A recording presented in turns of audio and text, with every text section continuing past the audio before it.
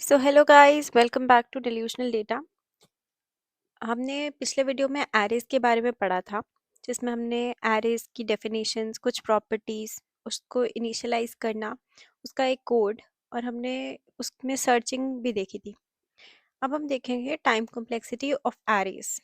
तो स्टार्ट करते हैं। सबसे पहले वन डायमेंशनल एरे ऑपरेशंस की बात करते हैं।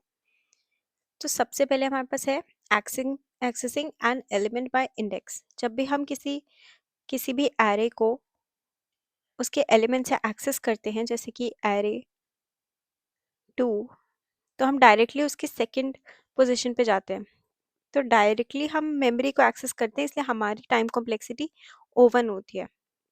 वेराज अगर हम बात करें inserting an element at the end, तो इसकी टाइम कॉम्प्लेक्सिटी क्या होगी? तो जब हम देखते हैं कि हमारे पास कोई एरे है जिसमें कुछ एलिमेंट्स हैं, और हम इसमें 1 2 7 8, सपोज हमें इसमें 9 इंसर्ट करना है, तो हमें इसका साइज इंक्रीज करना होगा, और फिर हम एंड में 9 को इंसर्ट कर सकते हैं। तो इसकी time complexity will be O1, that is constant time में ये इंसर्ट होगा। अगर हम देखें inserting an element at the beginning, अगर हमारे पास एक एरे है जिसमें कुछ एलिमेंट स्टोर्ड है, जैसे 7 4 2 एंड 3। अब हम इसमें एक नए एलिमेंट से हम 10 को इसमें इंसर्ट करना चाहते हैं, तो हम डायरेक्टली इसको नहीं इंसर्ट कर सकते। हम इसको एंड में कर रहे थे तब हम कर सकते थे, बट अब अगर हमें इसको स्टार्टिंग में करना है, तो हमें हर एलिमेंट को एक पोजीशन शिफ्ट करना होगा, and this will run n times. So time complexity of this will be O(n). अगर हम इस केस को देखें जहाँ पे हम एक एलिमेंट को सर्च कर रहे हैं, ये हमने अपनी पिछली वीडियो में भी करा था। अगर हम अपने एलिमेंट को सर्च करते हैं, जैसे कि 1 4 7 9, तो इसमें दो केसेस हो सकते हैं। अगर हम इसके बेस्ट केस को देखेंगे, तो हो सकता है कि हमारा एलिमेंट जो हमें चाहिए वो 1 हो, और वो 0th इंडेक्स पे ऑलरेडी प्रेजेंट हो, तो हमारी कॉम्प्लेक्सिटी O1 होगी। बट अगर हमें एलिमेंट चाहिए 9, या फिर कोई ऐसा एलिमेंट जो पूरे एरे में है ही नहीं, तो एरे पे हम आइटरेट करते रहेंगे एंड तक, और हमें ये मिलेगा nth एलिमेंट, यानी कि O(n) will be the time complexity. Next case देखते हैं।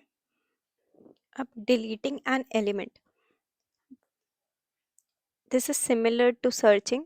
अगर हम देखें कि हमें एक एलिमेंट डिलीट करना है अपने एरे में से, तो हमारा एरे अगर कंटेन करता है 7 8 2 4, अगर हम अपने लास्ट एलिमेंट को डिलीट करना चाह रहे हैं, तो अगेन ये n टाइम्स लूप चलेगा हमारा, and the time complexity will be eventually O(n). अब हम बात करते हैं टू डायमेंशनल एरे ऑपरेशंस की।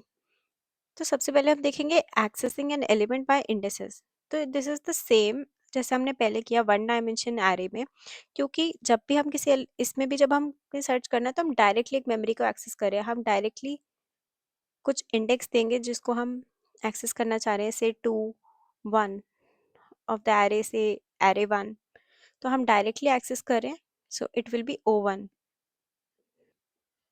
अगर हम एक एलिमेंट इंसर्ट करना चाह रहे हैं एक स्पेसिफिक पोजीशन पे एक 2D एरे में, तो अगेन हमारे पास ये O1 में होगा, क्योंकि हमारे पास मेमोरी लोकेशन दी है, एंड डायरेक्टली उसको कंप्यूट करके हम अपने एलिमेंट को इसमें इंसर्ट कर सकते हैं। जैसे हम यहाँ फर्स्ट रो सेकेंड कॉलम में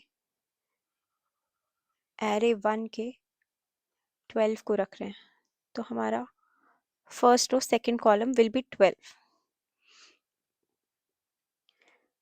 अब अगर हम सर्चिंग फॉर एन एलिमेंट की बात करें, तो अगर हमारे पास एक एरे दिया था हमारे पास लीनियर तरीके का, या फिर वन डायमेंशनल, तब हमारे पास n टाइम्स ये लूप चल रहा था।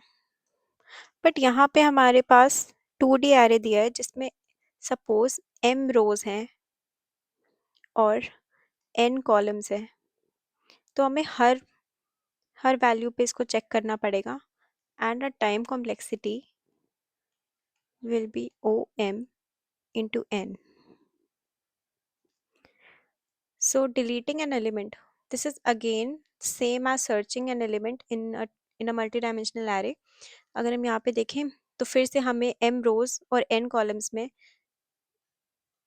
अपने एलिमेंट जिसको हमें डिलीट करना है उसको देखना पड़ेगा कि वो कौन सी लोकेशन पे आता है, एंड हमारी टाइम कॉम्प्लेक्सिटी दोबारा ओ एम इंटू एन हो जाएगी, where m is the number of rows and n is the number of columns.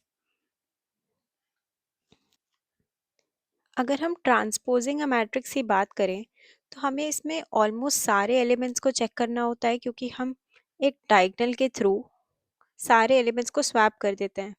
तो it will take om into n again because we are again going through all the elements in this matrix. अब last topic पे आते हैं हमारी arrays का, which is advantages and disadvantages. तो अगर हम एडवांटेजेस को देखें तो arrays are simple and easy to use, तो हम जानते ही हैं. और दूसरा है faster access to the elements.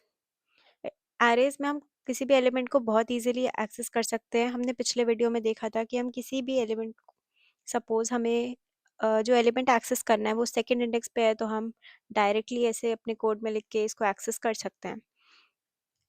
And if we see disadvantages of array, तो फिक्स्ड साइज. एरेज का हमेशा एक फिक्स साइज होता है. The size of array static. अगर आपने एक एरे लिया है तो you can not change the size later on. One block allocation, हमने पिछले वीडियो में बात भी करी थी कि ये कॉन्टिग्युअस मेमोरी एलोकेशन होती है इसमें, यानी ये सारी जितने भी ब्लॉक्स ऑफ मेमोरी को यूज़ करता है एक साथ यूज़ करता है. और अगर हमारा एरे जो हम डिफाइन कर रहे हैं स्टार्टिंग में वो ऑलरेडी बड़ा है, तो फिर हम इसको मे बी अगर मेमोरी हमारे पास उतनी नहीं है तो हम इसको एलोकेट नहीं कर पाएंगे. So this is a disadvantage. And if we see complex position based insertion, तो इसमें अगर हम इसमें देखें कॉम्प्लेक्स पोजीशन में, तो हमारे पास अगर कोई भी एरे दिया है, सपोज 7 4 2, अब अगर हम इसको इस पोजीशन पे एक एलिमेंट से 3 को हम इंसर्ट करना चाहते हैं, तो हमें सारे एलिमेंट्स को आगे बढ़ाना पड़ेगा. And that is why we say that it has complex position based insertion.